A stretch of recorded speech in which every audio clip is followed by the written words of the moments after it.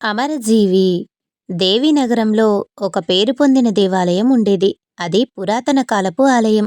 దాని భాగాలన్నీ చాలా వరకు శిథిలమైపోయినాయి. అంతగా అది శిథిలమైపోయినప్పటికీ దాని శిల్ప సంపద మటుకు చెక్కు చెదరలేదనే చెప్పుకునేవారు.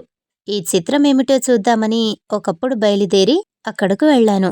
వెళ్ళి చూస్తునుగదా, గుడి గోపురాలు, స్తంభాలు, గుమ్మటాలు, మండపాలు ఒక్కటేమిటి, ఏది చూసినా అద్భుతమైన బొమ్మలతో, లతలతో జీవకళ ఉట్టిపడుతూ ఉన్నది. చిత్రాలన్నింటిలోకి నన్ను ఎక్కువగా ఆకర్షించింది ఒకే ఒక్క విగ్రహం. గుడి మూలని ఉన్న వాణీదేవి. ఎంత కళ, ఎంత కాంతి! దాని అందం ఏమని చెప్పేది? స్వర్గలోకంలో నివసించే వాణీదేవిని ఈ విధంగా భూలోకమందు అవతరింపజేసిన ఆ మహాశిల్పి ఎవరో కదా అనుకున్నాను. అయితే అపురూపంగా దివ్యమందిరంలో పెట్టి పూజించాల్సిన ఈ విగ్రహాన్ని జనసంచారం లేని ఇటువంటి చోట పడేశారేమి అని సందేహం కూడా నాకు వెంటనే కలిగింది. ఈ జిజ్ఞాసతో విగ్రహం వైపు చూస్తూ ఎంతసేపు నిలబడిపోయానో నాకే తెలియదు. ఆలోచనలో పడ్డాను. ఉన్నట్టే ఉండి మనిషి దగ్గిన చప్పుడు నాకు వినిపించింది. ఆ శబ్దం వచ్చిన వైపు గిరుక్కుని తిరిగాను. ఎవళ్ళూ కనబడలేదు. నలుమూలలు కలియజూశాను. గుడి వెనుక గుమ్మంలో శుష్కించిన శరీరంతో, లోతుకుపోయిన కన్నులతో, కొనప్రాణాలతో ఉన్న ఒక ముసలివాడు ఆ విగ్రహం వంక తదేక దీక్షతో చూస్తూ పిచ్చివాడిలాగా కూర్చుని ఉన్నాడు. ఇందాక దగ్గినవాడు ఇతడే అయి ఉంటాడని దగ్గరగా వెళ్ళాను. వెళ్ళి ఆలయం గురించి, ఈ విగ్రహాన్ని గురించి చెప్పమని ఆత్రంతో అడిగాను. నేనడిగిన ప్రశ్నలన్నీ శ్రద్ధతో విన్నాడు ముసలివాడు. పెద్దగా నిట్టూర్చి ఒక నిమిషం మౌనం వహించాడు. తర్వాత, నాయనా, మా మహారాజు ధర్మప్రభు ప్రజను కన్నతండ్రిలాగా చూసుకునేవాడు. అందుచేత రాజ్యం ఎటువంటి లోపమూ లేకుండా సమస్త సంపదలతోనూ తులతూగుతూ ఉండేది. ప్రభువుకు కళలంటే ప్రాణం. చిత్రకారులనందరినీ సమావేశపరిచేవాడు, సన్మానించేవాడు. ఒకప్పుడు ఆయనకు శాశ్వతమైన కీర్తి తెచ్చే గొప్ప పని చేయాలని బుద్ధి పుట్టింది అని చెబుతూ ఉండగా ముసలివాని కన్నులు చెమ్మగిల్లినాయి. కొంచెంసేపు ఆగి మళ్ళీ చెప్పసాగాడు. మహారాజు చాటింపు వేయించగా దేశదేశాల నుండి శిల్పులు ఎందరో వచ్చారు. తమ తమ ఆధిక్యతలను గురించి ప్రభువులకు మనవి చేసుకున్నారు. పరంజ్యోతి అనే మహాశిల్పి ముందుకు వచ్చి, ప్రభూ, ఒక ఆలయం నిర్మించటానికి అనుజ్ఞ దయచేయించండి. దానిపైన అద్భుతమైన శిల్పం కూర్చి ఏలిక కీర్తి ఖండాంతరాలలో మోగిపోయేటట్టు చేస్తాను అని విన్నవించాడు. మహారాజు ఉప్పొంగిపోయాడు. తలుచుకున్నంతలో ఆలయ నిర్మాణానికి కావలసిన సాధన సామాగ్రి వచ్చిపడింది. వేల కొద్దీ పనివాళ్లు అమరిపోయారు. 3 ఏళ్లు అయ్యేసరికల్లా అపురూపమైన ఈ ఆలయం తయారైంది అంటూ ఉండగా ముసలివాణి 2 కన్నుల నుంచి జలజలమని బాష్పాలు రాలినాయి. మాట్లాడలేకపోయాడు. అతడి వాలకం నాకేమీ అర్థం కాలేదు. అయినా ఉండబట్టలేక పలకరించాను. కొంతసేపటికి తేరుకుని తెలివిలో పడ్డాడు. నాయనా, తయారైన ఆ గుడి చూద్దామని మహారాజు వచ్చాడు. చూశాడు. ఆనందభరితుడయ్యాడు. అన్నీ చూసిన తరువాత చివరకు గుడి కొసని ఉన్న ఈ విగ్రహం వద్దకు వచ్చాడు. దీనిని చూస్తూనే ఆశ్చర్యంతో, ఏమిటి అద్భుతమైన శిల్పచాతుర్యం! ఈ విగ్రహాన్ని ఇక్కడ ఉంచారేమిటి? తీసుకుపోయి స్వామి పక్కని ప్రత్యేక మందిరంలో ప్రతిష్ఠించండి అని ఆజ్ఞాపించాడు. అప్పుడు రాజు దగ్గరనే ఉన్న మంత్రి, ప్రభూ, స్వామి సమీపంలోని మందిరం దేవరి విగ్రహాన్ని స్థాపించటానికని ప్రత్యేకించి ఉంచాము. దీనికేముంది, ఈ విగ్రహం ఎక్కడ స్థాపించినా పోయే అంటూ ఎంతో యుక్తిగా రాజు మనస్సుకు నచ్చేటట్టుగా చెప్పబోయాడు. అందుకు రాజు, అలా కాదు మంత్రి, ఇది మన శిల్పకారుడు శక్తి అంతా ధారపోసి తయారు చేసిన అద్భుత విగ్రహం. దీన్ని చూడటానికి దేశదేశాల నుంచి గొప్ప వాళ్లంతా వస్తారు. దీన్ని వెంటనే దివ్య మందిరంలోనే స్థాపించండి అని రాజు మరీ మరీ చెప్పాడు. అంతలో మంత్రి సంజ్ఞ చేయగా రాజ్యంలోని ముఖ్యులందరూ వచ్చారు. ప్రభూ, ఆ దివ్య మందిరంలో ఏలినవారి విగ్రహమే ఉండాలి అంటూ ఏకకంఠంతో విన్నవించారు. అంతమంది ముఖ్యులు అలా కోరుతూ ఉంటే వారి మాట కాదనలేక రాజు ఏమీ చెప్పకుండా అంతఃపురానికి వెళ్ళిపోయాడు. రాజు వెళ్ళగానే మంత్రి శిల్పి వద్దకు వచ్చి విషపు నవ్వు నవ్వుతూ, ఏమయ్యా శిల్పి, మానవ విగ్రహం చెక్కనని శపథం పట్టానంటివే. ఎందుకు వచ్చిన శపథం? ఇప్పుడు చూడు, నీవు తయారు చేసిన ఈ వాణి విగ్రహాన్ని దివ్య మందిరంలో స్థాపించవద్దని ప్రజలంతా రాజుగారికి ఏకకంఠంతో మనవి చేసుకున్నారు. ప్రభువారు కూడా దీన్ని ఇక్కడే ఉంచమని ఆజ్ఞ ఇచ్చి వెళ్లారు. ఈ విగ్రహానికి బదులు ప్రభువారి విగ్రహం చెక్కి ఉంటే ఈపాటికి ఆ దివ్య మందిరంలో అలంకరింపబడి ఉండేది కదా. నీ శిల్ప విద్యకు రాణింపు కలిగేది గదా. నీకు పేరు ప్రతిష్ట ఉండేది గదా. ఇప్పుడైనా ఏం పోయింది? నా భార్య విగ్రహం చెక్కి ఇచ్చి ముందు ఆమెను సంతోషపెట్టు. నీ పేరు ప్రతిష్ట నిలబడేలా చూస్తా అన్నాడు. ఈ మాట వినగానే శిల్పి, హారి దృష్టుడా, నా శపథం భగ్నం చేయటానికి ఈ విధంగా బందోబస్తు చేశావా? కసి తీర్చుకున్నావా? కడుపు నిండిందా? కాని అంటూ నిస్పృహతో కుప్పగా కూలిపోయాడు. నా వాణికి పూజ్యత లేని ఈ గుడి ఉండేమీ లేకేమి. నాకు నామరూపాలు లేకుండా చేసిన నీవు మాత్రం బాగుపడబోయేదేమిటి అంటూ నిట్టూర్చి కన్ను మూసి మహాశిల్పి పరంజ్యోతి గుండె పగిలి చచ్చాడు అని చెబుతూ ముసలివాడు వలవలా ఏడ్చాడు. నాకు ఉద్రేకం ఆగలేదు. పరమ దుర్మార్గుడు, ద్రోహి, ఆ దుష్టమంత్రి నా కంటబడితేనా అంటూ మొలలో ఉన్న బాకు చుర్రుమని చూశాను. ఆ మట్టున ముసలివాడు లేచి వచ్చి ఆవేశంతో, నాయనా, ఆ దుష్టుడు దుర్మార్గుడు శిల్పిని బలికొన్న మహాపాపి వీడే వీడే అంటూ తడవు లేకుండా నా చేతిలోని బాకు లాక్కుని గుండెలో పొడి చేసుకుని నేలకు ఒరిగాడు. కథ సంపూర్ణం. స్వామి భక్తి. జపాను దేశానికి ముఖ్య పట్టణం టోక్యో. టోక్యో పట్టణంలో ఒక గొప్ప కాలేజీ ఉన్నది. జోటో అనే ఆయన ఆ కాలేజీలో ఉపన్యాసకుడిగా ఉండేవాడు. జోటో వద్ద రీటా అని ఒక పెంపుడు కుక్క ఉండేది. రీటా అంటే ఆయనకు పంచప్రాణాలలోనూ ఒకటి. అంత మక్కువతో దాన్ని పెంచుకుంటున్నాడు. అదేవిధంగా ఆయనంటే రీటాకు చెప్పలేని భక్తి విశ్వాసమున్ను. యజమానికి కుక్కకు మధ్యని అంతటి గాఢమైన అనురాగం ఉండేది. నగరంలో పనిచేసే ఉద్యోగస్తులు చాలామంది పల్లెల వంటి సమీప గ్రామాలలో నివసిస్తూ ఉంటారు. అటువంటి గ్రామాల నుంచి అతివేగంగా నగరం చేరుకోవటానికి బస్సులు, ఎలక్ట్రిక్ రైళ్లు మొదలైన సదుపాయాలు ఎన్నెన్నో ఉంటూ ఉంటాయి. ఇప్పుడు జోటో కూడా అదే మోస్తరుగా సౌఖ్యప్రదమైన ఒక చిన్న గ్రామంలో కాపురం ఉంటూ కాలేజీకి రోజు ఎలక్ట్రిక్ ట్రైన్ మీద పోతూ వస్తూ ఉండేవాడు. జోటో ఉండే బంగళాకి రైలు స్టేషన్కి మధ్య సుమారు ఒక 60 మైలు దూరం ఉంటుంది. ఆయన కాలేజీ వేళకల్లా భోజనం చేసుకుని దుస్తులు వేసుకుంటూ ఉంటే రీటా గుమ్మం దగ్గర సిద్ధంగా కాచుకుని కూర్చునేది. ఆయన యువతలకు రావటంతోనే వెంటబడి అది రైలు స్టేషన్ వరకు యజమానితో కూడా వెళ్లేది. రైలు వెళ్లేదాకా కనిపెట్టుకుని ఉండి ఆ యజమాని రైలెక్కి వెళ్లడంతోనే తోక ఆడించుకుంటూ ఒక్కర్తే బంగళాకి తిరిగి వచ్చేసేది. జోటో రోజు సాయంకాలం 4 గంటల రైలుకు కాలేజీ నుంచి బయలుదేరి ఇంటికి వచ్చేసేవాడు. సరిగ్గా అదే వేళకి ప్రతిరోజు రీటా బంగళా నుంచి వచ్చి స్టేషన్ వద్ద యజమాని కోసం ఎదురు చూసేది. ఆయన కంటపడటంతోనే తోక ఆడించుకుంటూ యజమానితో ఇంటికి చేరుకునేది. ఈ విధంగా చాలా కాలం గడిచింది. ఒకనాడు యథాప్రకారం జోటో తన కుక్కను స్టేషన్ వద్ద వదిలేసి రైలెక్కి కాలేజీకి వెళ్లాడు. దురదృష్టవశాన అక్కడ ఆయనకి హఠాత్తుగా గుండె జబ్బు చేసి ప్రాణం మీదకి వచ్చింది. ప్రిన్సిపల్ కలవరపడ్డాడు. డాక్టర్ను పిలిపించేటంత వరకు కూడా జోటో ప్రాణం నిలిచేటట్టు కనబడలేదు. అంతలో జోటోయే ప్రిన్సిపాల్ను పిలిచి చివరి మాటలుగా, అయ్యా, నేను ఈ కాలేజీలో చదువుకున్నాను. ఇక్కడనే ఉద్యోగం చేయటం తటస్థించింది. అదృష్టమేమిటో గాని ఇక్కడనే మరణిస్తున్నాను అన్నాడు కూడా. ముంచుకు వస్తున్నది, ఇక తడవు లేదు. నన్ను బ్రతికించటానికని అనవసరంగా శ్రమ పడకండి. నా శవాన్ని ఈ ఆవరణలోనే పాతిపెట్టించారంటే నా ఆత్మ సంతోషిస్తుంది. ఇదే నా తుది కోరిక అంటూ శాశ్వతంగా కన్నులు మూశాడు. అతని కోరిక ప్రకారం ప్రిన్సిపాలు జోటో శవాన్ని ఆ ఆవరణలోనే సమాధి వేయించాడు. ఆ సాయంకాలం రీటా యథాప్రకారం స్టేషన్కు వచ్చి యజమాని కోసం 4 గంటల రైలులో ఎదురుచూసింది. రైలు తర్వాత రైలు వచ్చి ఇలా వేసి గుప్పుగుప్పుమంటూ పోతున్నదే గాని ఒక్క రైలులోనూ జోటో కనబడనే లేదు.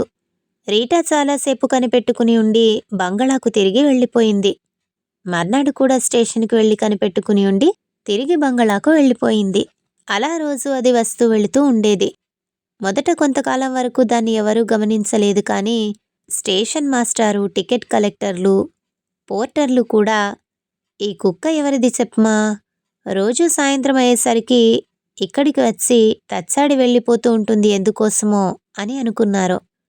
ఒకళ్ళతో ఒకళ్ళు సంప్రదించుకోవడంలో అది ఫలానా జోటో గారి కుక్క అని, ఆయన అకస్మాత్తుగా చచ్చిపోయాడని, ఆయన ఇంకా రైల్లో రావటం అంటూ ఉండదని, దానికి ఆ సంగతి తెలియక అలవాటు ప్రకారం ఆయన కోసం రోజూ అలా వచ్చి వెళుతుందని కనిపెట్టారు.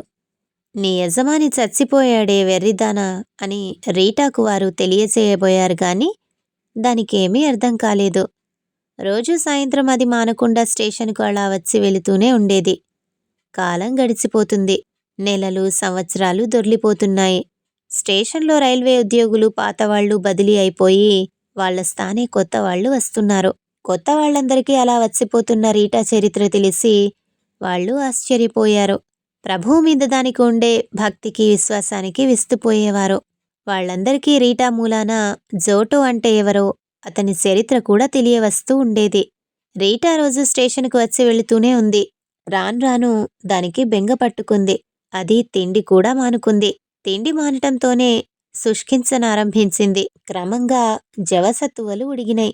నీరసించింది. అయినా అది సాయంత్రం వేళ రోజు స్టేషన్కు రావటం మానలేదు. 8 సంవత్సరాలు గడిచినాయి. ఒకనాటి సాయంత్రం స్టేషన్కు వచ్చిన రీటా ఇక తిరిగి ఇంటికి పోలేకపోయింది. నాటి రాత్రి నుంచి టోక్యో నగరం నుంచి వచ్చే చిట్ట చివరి రైలు వచ్చే వరకు రీటా రైళ్ల వైపు నిదానంగా చూస్తూ ఉంది. ఆఖరి రైలు వెళ్ళిపోవటంతో రీటా నిస్పృహతో ప్రాణాలు వదిలేసి ప్లాట్ఫారం మీద వాలిపోయింది. రీటా మరణించిందనగానే చిన్న పెద్ద అందరూ ఒక్క పెట్టున దుఃఖించారు. ఒక యజమానిని ఎంతో విశ్వాసంగా సేవించి చివరకు అతని కోసమే ప్రాణాలు వదిలిన ఆ జీవి మనిషైతేనేమి, కుక్క అయితేనేమి ధన్యజీవి అంటూ అందరూ దాన్ని అనేక విధాలా మెచ్చుకున్నారు. ఇప్పుడు రీటా అందరకు అల్లారు ముద్దు బిడ్డలాగా ఉన్నది.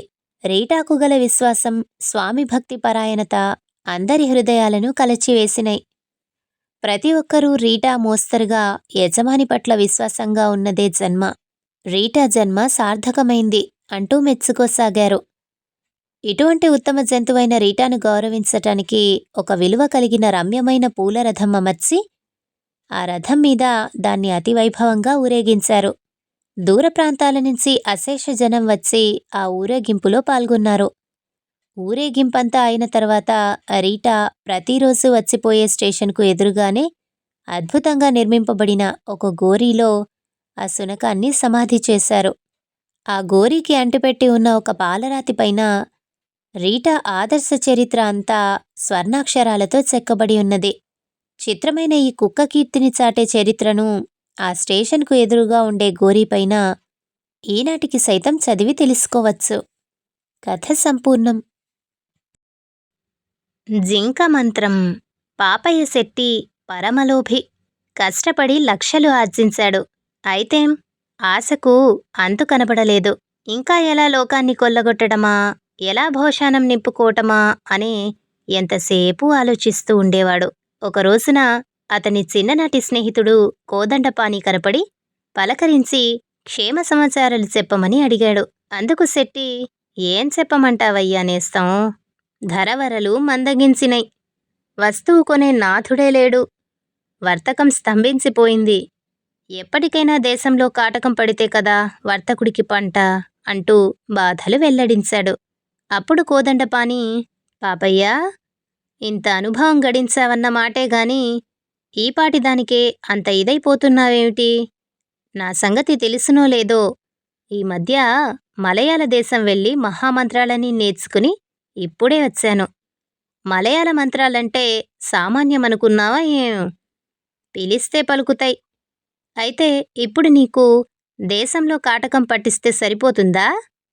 ఒక్క ఈ దేశంలోనే కాదు, కావాలంటే లోకమంతటా పట్టించగలం. చూద్దుగాని నా మజాక అన్నాడు. ఈ మాటలకు శెట్టి పొంగిపోయాడు. నిజంగానే నా కోదండపాణి? నిజంగా మంత్రం కట్టి మన రాజ్యంలో కాటకం పట్టించగలవా? అలాగే చెయ్యగలిగిన నాడు నీకు ₹1,00,000 బహుమతి చెయ్యకపోతానా అన్నాడు. అనేసరికి మాటలెందుకు పాపయ్యా, దినుసులన్నీ గుత్తకొని గోదాముల్లో నిలువ వేయించు. తర్వాత సంగతి నేను చెబుతాగా. వాగ్దానం మటుకు మరిచిపోకు సుమా. ఇక చూసుకో నా తడాకా అని చెప్పి వెళ్ళిపోయాడు. ఇంటికి చేరుకున్న కోదండపాణి ఆ పట్టు 21 రోజు దీక్షగా కూర్చుని ఉగ్రమైన జపం ప్రారంభించాడు. ఆఖరున ఒక జింకని సంపాదించుకువచ్చి దానిని మంత్రించి వదిలిపెట్టాడు. దాని మెడకు ఇది పాపయ్య శెట్టి జింక అని ఒక బిళ్ళ కూడా కట్టాడు. ఆ జింక ఇష్టం వచ్చినట్టల్లా రాజ్యంలో తిరగసాగింది. అది శెట్టిగారిది అని తెలిసి ఎవరూ ఏమీ అనేవాళ్లు కాదు. చిత్రమేమిటో గాని ఆ జింక మెట్టినంత మేరలో గడ్డిపరకైనా సైతం మొలకెత్తకుండా పోయింది. ఈ విధంగా అది వలసిన 3 ఏళ్లపాటు తిరుగులాడేసరికి రాజ్యమంతటా కాటకం పట్టేసింది. కరువు బాధ భరించలేక ప్రజ కటకటలాడిపోయారు. ఆ జింక పగలల్లా స్వేచ్ఛగా తిరిగి రాత్రి అయ్యేసరికల్లా వచ్చి కోదండపానికి తెలియకుండా అతని ఇంటి ముందే నడుం వాల్చేది. ఇందునుంచి రాజ్యానికి ఎగ్గుతల పెట్టిన అతడికే దారిద్ర్యబాధ పట్టి పల్లార్చసాగింది. రాజ్యంలో క్షామం ప్రవేశపెట్టి తనకు ఏమీ లోటు లేదని సంతోషిస్తున్న కోదండపాణికి ఈ విధంగా దారిద్ర్యం పట్టి పీడించేసరికి కారణమేమిటో ఎంతకు బోధపడక అతడు కలవరపడసాగాడు. ఒకనాటి రాత్రి ఏదో సందడి వినిపించగా నిద్రలో ఉన్న కోదండపాణి గభీమని లేచాడు. చూస్తే తను వదిలిపెట్టిన జింకే తన గుమ్మం ముందు వచ్చి పడుకుని ఉంది. ఓసిని తాడుతెగా, ఏమిటో అనుకున్నాను, ఇదా నా దారిద్ర్యానికి హేతువు? ఇలా ఎన్నాళ్ళయి వచ్చి పడుకుంటున్నావే భడవా అంటూ కోపం కొద్దీ మూలనున్న శాపాటి కర్ర తీసుకుని దబదబా దాన్ని బాదాడు. హడలిపోయి ఆ జింక పరుగులంకించుకుంది. నాటినుంచి అది తిరిగి అతని కంటపడలేదు. ఇది ఇలా ఉండగా అక్కడ ప్రజల ప్రాణాలు నిలపటానికని చేసే ప్రయత్నాలలో రాజుగారి ఖజానా అంతా ఖాళీ అయిపోయింది. నిలువలో దమ్మిడీ లేదు. ఎటువంటి రాబడికి ఆస్కారం లేదు. ఈ స్థితిలో రాజుకు ఏమీ పాలుపోయింది కాదు. ఇక ఇది పని కాదని చెప్పి రాజు, మంత్రి రాత్రిపూటలా మారువేషాలతో తిరుగుతూ ప్రజల కష్టనిష్ఠూరాలు తెలుసుకోవటానికై పూనుకున్నారు.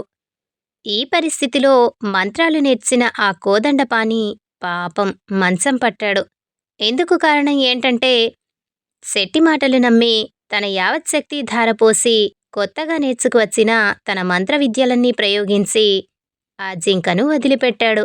నిజానికి ఇటువంటి గొప్ప విద్యలు ఏ మహారాజు వద్దనో చక్రవర్తి దగ్గరనో ప్రదర్శించి ప్రజ్ఞకు తగిన బహుమానం పొందవలసింది. అలాంటిది ఇప్పుడు ఇలా కకృతి పడటం వల్ల ఎన్నో చిక్కులు వచ్చి మెడకు చుట్టుకున్నాయి. తన వల్ల క్షామం కలిగిందనే విషయం బయల్పడితే శిక్ష తప్పదు. అవతల శెట్టి ఇస్తానన్న ₹1,00,000 వచ్చే మార్గం లేదు. ఇంతకు ఆ కారణంగా ప్రజల ఘోషకంతటికీ తను కారకుడయ్యాడు. ఈ అన్నింటి వల్ల అతని మనస్సు వికలమై మంచం పట్టవలసి వచ్చింది. ఇక తన రోజులు దగ్గర పడ్డాయని నిశ్చయంతోచి భార్యతోటి ఒకనాడు చెప్పాడు. దేశంలో పట్టిన ఈ క్షామానికంతటికీ కారణం నేను. డబ్బుకు ఆశపడి నేనీ పాడు పని చేశాను. నా ప్రజ్ఞ అంతా వృధా అయిపోయింది. చివరకు దమ్మిడి ముట్టకుండా పోయింది. పైగా శిక్ష కాచుకుని ఉన్నది. చేతులారా చేసుకున్న దాని ప్రతిఫలమే నేనిప్పుడు అనుభవించేది. నువ్వొక పని చెయ్యాలి. నేను మంత్రించి విడిచిన జింకను నీవెప్పుడైనా చూశావంటే దాని కొమ్ముకు రక్షరేకు, దాని లోపల ఒక చీటీ కనపడతాయి. ఆ చీటీ ఒక బావిలో పడవేస్తే వెంటనే వర్షం కురిసి కాటకం నిలిచిపోతుంది. ఉసూరుమంటున్న ప్రజలు సంతోషిస్తారు. అప్పుడు గాని నాకు మనశ్శాంతి కలగదు అని చెప్పి వలవలా ఏడ్చాడు. ఈ మాటలన్నీ శ్రద్ధగా విన్నదామె. ఒక రోజున రాత్రి రాజు, మంత్రి నగరమంతా తిరిగి ఊరి చివరకు వచ్చేసరికి ఒక పూరి గుడిసె కనపడింది. ఆ గుడిసెలో ఎవరో తమ జీవితంలోని కష్టసుఖాలను గురించి వలపోసుకుంటున్నట్టున్నారు. మన రాజ్యమేలే రాజు ధర్మప్రభు ఆయనే. ప్రజలందరినీ కన్నబిడ్డల కంటే ఎక్కువగా చూసుకుంటున్నాడే. మరి అకస్మాత్తుగా ఇప్పుడు ఈ కాటకం ఎందుకు పట్టినట్టు? పాపం పండితే గాని ప్రజలకందరకు ఒక్కమారుగా ఇటువంటి దారుణ బాధ సంభవిస్తుందా? మనం ఏం పాపం చేసుకున్నాం? దీనికి ఏనాటికైనా విరుగుడు ఉందా? మన కష్టాలెప్పటికైనా గట్టెక్కే మార్గం ఉందో లేదో అనే మాటలు వినిపించినాయి. ఈ మాటలు వినేసరికి రాజు గుండె తల్లడిల్లిపోయింది. ఏమీ తోచక ఆయన నిశ్చేష్టుడై నిలబడిపోయాడు. ఆ సమయంలో అకస్మాత్తుగా రాజుకేదో చేతికి తగిలింది. ఏమిటా అని పట్టుకుపోయేసరికి చేతిలో ఏదో గాని చిక్కుకున్నట్టయింది. దాన్ని దీపం వెలుగున చూడగా అది ఒక రక్షరేకు. విడగొట్టి చూస్తే అందులో ఒక కాగితం. ఆ కాగితంలో ఇలా వ్రాసి ఉంది: ఈ చీటీని ఊరి చివర బావిలో పడవేసినట్టయితే దేశానికి పట్టిన క్షామం నివారణ అవుతుంది అని. ఇది చూసి చూడటంతో రాజుకు పట్టరాని సంతోషము, ఆశ్చర్యము కలిగినాయి. దగ్గరనే ఒక నూతి వద్దకు గబగబా వెళ్ళి ఆ చీటీ అందులో పడవేశాడు. వేసివేయగానే దట్టంగా మేఘాలు కమ్ముకు వచ్చి క్షోణిపాతంగా వర్షపాతం కురవసాగింది. ఇలా హోరుమని వర్షించేసరికి రాజు, రాజ్యంలోని ప్రజలు కూడా మితిలేని సంతోషం పొందారు. ఆ వర్షం నుంచి తప్పుకుని కోటకు చేరుకోవటానికైనా రాజుకు, మంత్రికి సావకాశం లేకపోయింది. వర్షంలో తడిసి వారు చాలా అలసిపోయారు. అపరిమితమైన దాహం కూడా వేసింది. ఇక ఆగలేక తలుపు తట్టగా ఒక ఇల్లాలి యువతలకు వచ్చి చీకటిలో తిరుగులాడుతున్న ఆ బాటసారుల్ని ఆదరించి తనకున్న గంజినీళ్లతో ఆప్యాయంగా వాళ్లకు ఆతిథ్యమిచ్చింది. వాళ్లు సంతోషించి కృతజ్ఞత తెలిపి మళ్లీ తమ పనిమీద తాము బయలుదేరారు. వర్షం కాస్త వెలియటంతోనే రాజు, మంత్రి కోటకు చేరుకున్నారు. అంతలో గూఢచారులు వచ్చి, ప్రభూ, ఊరి చివర రాత్రి 10-11 గంటలప్పుడు పాపం ఒక ఇల్లాలును భర్త చావకొడుతున్నాడండి. బోలెడంత డబ్బు ఖర్చు పెట్టి దేశంలో కాటకం పట్టించటం కోసమని నేను జింకను వదిలిపెట్టేస్తే నీ మానాన నువ్వు దాన ధర్మాలు చేస్తావా? నువ్వు వాళ్ళెవళ్లకో గంజిపోయటం చేతనే ఇలా ఇప్పుడు వర్షం కురిసింది. వర్షం కురిస్తే కాటకం పోతుంది. కాటకం పోతే మనకు లాభాలేముంటాయి అంటూ తిట్టి కొట్టి ఆమెను హింసించాడండి అని చెప్పారు. ఈ మాటలు వినగానే రాజు, మంత్రి ఆశ్చర్యపోయారు. భటులు చెప్పిన భర్త ఎవరో వాణ్ణి పిలుచుకురమ్మని ఆజ్ఞాపించారు. వాళ్ళు తీసుకొని వచ్చారు. చూడగా అతడే పాపయ్య శెట్టి. తన బండారం బయటపడిపోయిందే అని చెప్పి విచారణ జరగకముందే ఉన్నది ఉన్నట్టు జింక చరిత్ర అంతా వినికిడి చేసి ప్రభువు వారి పాదాల మీద పడ్డాడు శెట్టి. రాజు ఉగ్రుడై స్వలాభం కోసమని ఇటువంటి దారుణపు పని తలపెట్టిన శెట్టికి ద్వీపాంతర శిక్ష విధించాడు. నిమిషంలో ఈ వార్త నగరమంతా అల్లుకుపోయింది. పాపయ్య శెట్టి చేసిన దురంతానికి ప్రజలందరూ ఆవేశపడి వాడిని ఏం చేసినా పాపం లేదన్నారు. రాజు వేసిన శిక్ష చాలనే చాలదన్నారు. ప్రజలందరూ సంతోషిస్తూ ఉంటే ఒకే ఒక వ్యక్తి విచారపడింది. ఆ వ్యక్తే ఊరి చివర పూరి గుడిసెలోని ఇల్లాలు. ఉరకలేసుకుంటూ పోయి ఆమె రాజుకు మొక్కింది. ఆమెను చూడగానే రాత్రిపూట తమను సత్కరించింది ఈ ఇల్లాలే అని గుర్తించి రాజు ఎంతో ఆప్యాయంతో ఆమెను ఆదరించాడు. ఇష్టం వచ్చిన బహుమతి కోరుకోమన్నాడు. అందుకామె పట్టరాని దుఃఖంతో, ప్రభూ, మీరు శిక్షించిన ఆయనే నా భర్త. నా భర్తను రక్షించుకోవటం కంటే నాకు కావలసినదేముంది? క్షమించండి, దయ ఉంచండి అన్నది. ప్రభువు మనసు కరిగిపోయింది. ఆమెకు గల పతిభక్తికి, పరోపకార దీక్షతకు సంతోషించి రాజు ఆమెను భర్తతో సహా ఇంటికి పంపించివేశాడు. అటు తర్వాత ప్రమాదకరమైన ఇటువంటి మంత్రాలు నేర్చిన ఆ కోదండపాణిని ఉన్నవాడిని ఉన్నట్టుగా పట్టి తెమ్మని ఆజ్ఞాపించాడు రాజు. గబగబా వెళ్లారు భటులు. అయితే వాళ్ళు వెళ్లేసరికి ఆ మలయాళ మంత్రగాడు తన గదిలో గుండె పగిలి చచ్చిపడి ఉన్నాడు. కథ సంపూర్ణం.